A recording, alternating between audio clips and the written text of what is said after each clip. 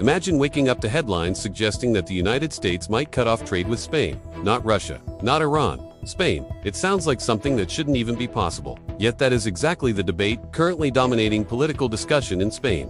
Because recent remarks from Donald Trump have sparked fears of a diplomatic clash between two NATO partners, and the reason behind it may surprise you. For decades, the United States and Spain have maintained a strong alliance. American military bases operate on Spanish territory. This partnership dates back to the Pact of Madrid in 1953, a Cold War agreement that established the foundation for military cooperation.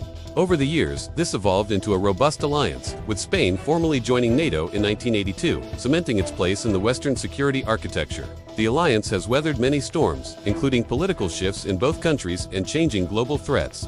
Spanish forces cooperate with NATO missions, and billions of dollars in trade flow between the two countries every year. So how did relations suddenly become so tense? The answer lies in a conflict far from Europe. The Middle East. As tensions with Iran escalated, the United States sought support from its allies. But Spain took a cautious position. Spanish leaders made it clear they did not want to be drawn into another war in the region. Their message was simple: no to war. At the same time, Spain reportedly refused to allow certain U.S. military operations against Iran to use Spanish bases. That decision immediately created friction, because those bases are strategically important to the United States. Two facilities in southern Spain have long been key parts of American military logistics. The naval base at Rota hosts U.S. naval assets and missile defense systems. Rota is not just a naval base. It's a critical hub for the U.S. Navy's 6th Fleet and hosts for Arleigh Burke-class destroyers, equipped with the Aegis ballistic missile defense system. Moron Air Base is a key staging point for U.S. Air Force operations in Europe and Africa, providing rapid mobility and airlift capabilities. These bases are not just about projecting power, they are also vital for logistics, intelligence, and supporting NATO's collective defense. The Moron Air Base supports rapid deployment forces and air operations. For Washington, these bases are vital entry points into the Mediterranean and the Middle East. So when Spain signaled restrictions on their use, it caught attention in Washington. And that's when Donald Trump made his controversial comments. During remarks at the White House, Trump suggested the United States could retaliate economically. He even raised the possibility of cutting off trade with Spain. In effect, he floated the idea of an embargo. That single word, embargo, immediately caused alarm in Spain. Because historically, U.S. embargoes have targeted countries considered hostile to American interests. Seeing Spain mentioned in the same breath shocked many observers. But could the United States actually impose an embargo on Spain? That is where things become complicated. The U.S. is one of Spain's largest trading partners outside the EU.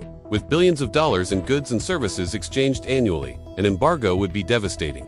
Key Spanish exports to the U.S. include vehicles, machinery, and agricultural products, while the U.S. exports aircraft, medical equipment, and soybeans to Spain. Furthermore, a trade dispute would create a chilling effect on foreign investment, not just in Spain, but across the EU, as businesses would face new uncertainties. Spain is not just another country. It is a member of the European Union, and EU trade policy operates collectively. Any attempt to target Spain directly would likely trigger a major dispute with the entire EU, which means the economic consequences would extend far beyond Spain. Spanish officials responded quickly. The Trump administration's America First approach has often clashed with the multilateral traditions of NATO, leading to friction over trade, defense spending, and climate change. Disagreements are not new to the alliance, but the current tensions seem to strike at the very core of its founding principles of collective defense and shared values. This has led to a wider debate within Europe about strategic autonomy, the idea that the EU should be more self-reliant in its defense and security matters. Government sources emphasize that Spain remains a committed NATO partner and a reliable global trading nation. They also highlighted the deep economic ties between Spain, the United States, and the European Union. In short, Spain appears confident that the situation will not escalate into a full economic confrontation. Still, the episode reveals a deeper issue. Alliances today are under strain. Disagreements over defense spending, foreign policy, and military involvement are creating new tensions inside NATO itself. The question is whether those tensions will remain political, or eventually affect real policy decisions. For now, the idea of a U.S. embargo on Spain remains a threat, not a reality.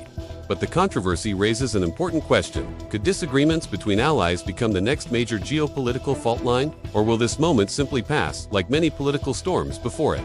Let me know what you think.